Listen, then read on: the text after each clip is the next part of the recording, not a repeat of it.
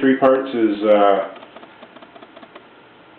this has become a very popular guitar lately.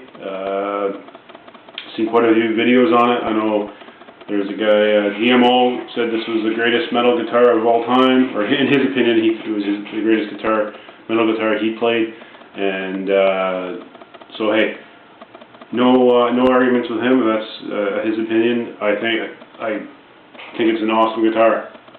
I think it's amazing. So again, locking nut issue. I was pretty pissed off about that. Pretty ticked off about the support I got, which was none. But anyways, the other controversy, the Kahler. Called the Kahler controversy. My goodness. Well, okay. Mine does not hold tune. Does not hold tune. Right? It goes out of tune with bends.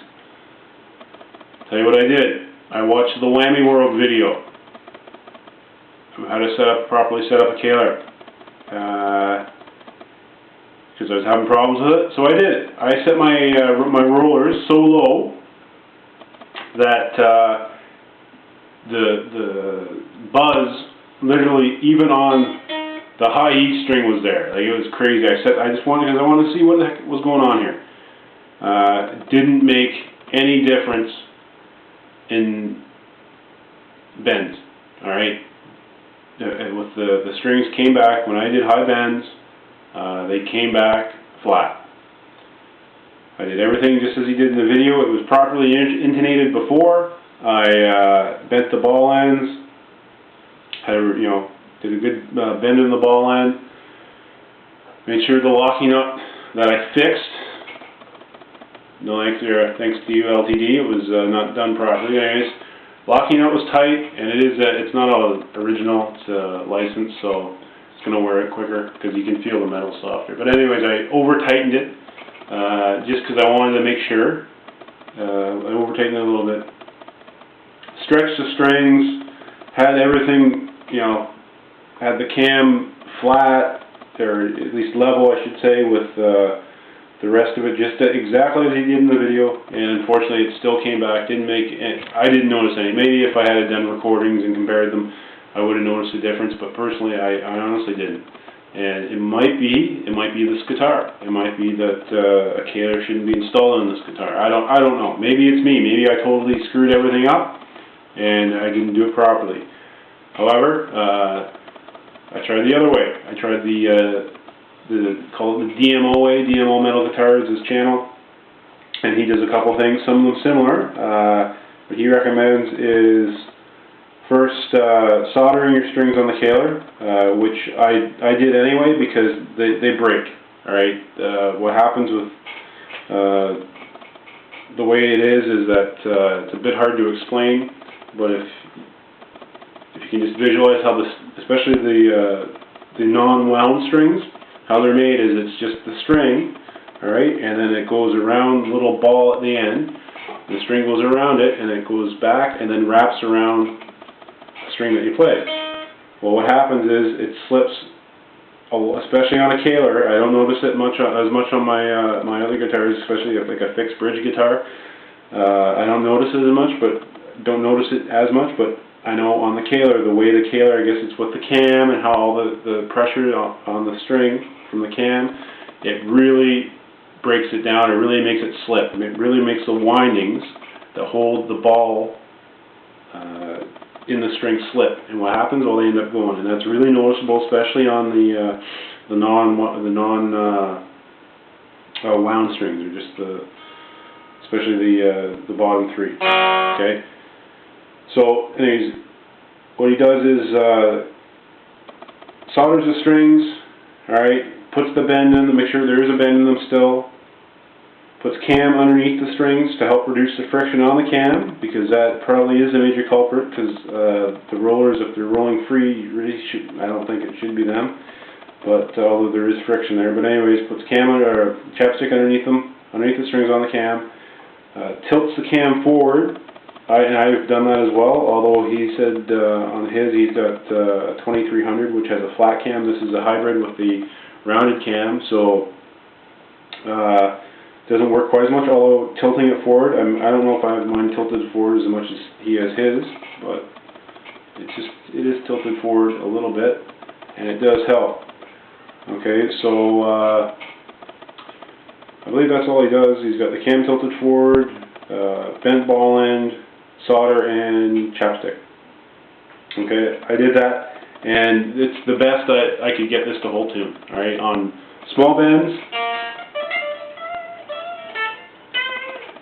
doesn't go out of tune. Okay, small bends, whereas it did before. Even a small little bit like that would throw it out of tune.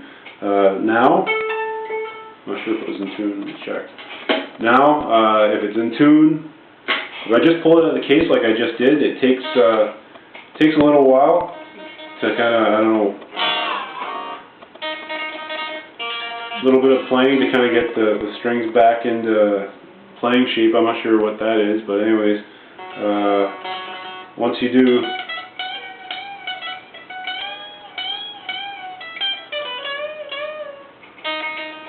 okay, so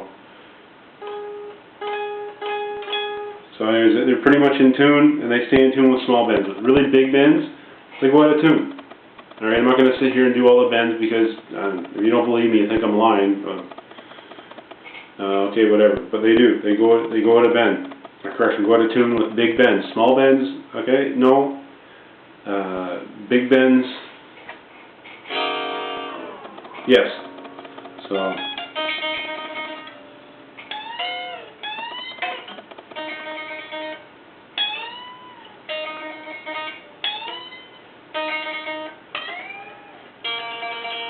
That just dropped.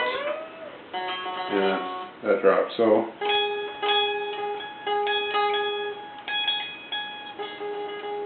Anyways, hey, that's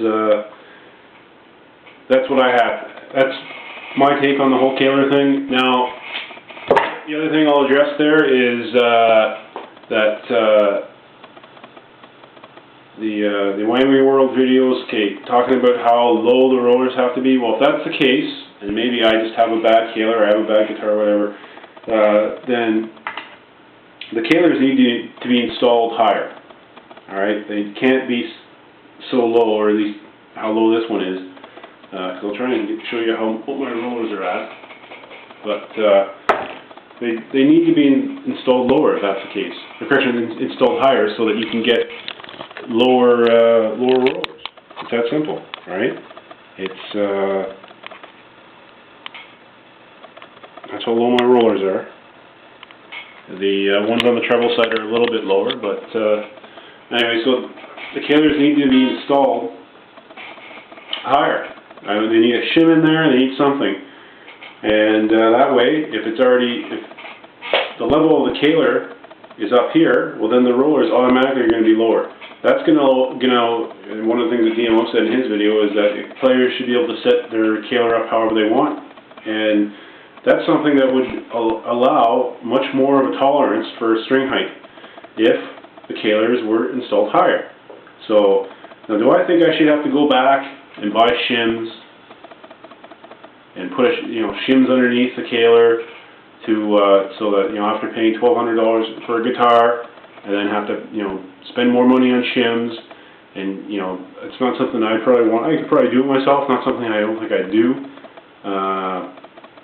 Again, it goes back to guess who?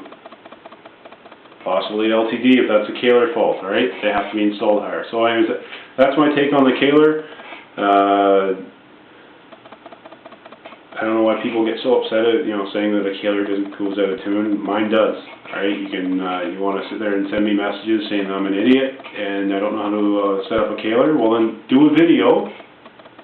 All right, of you setting up a Kahler, doing wicked bends, and not needing to dive bomb and not doing any of the tricks that, hey, everyone knows you can do the tricks here to do bends and make them stay in tune. Play it, dive bomb it, bend the hell out of it, and show that it's in tune. And show how you set up your Kahler. Alright? I'll subscribe to you.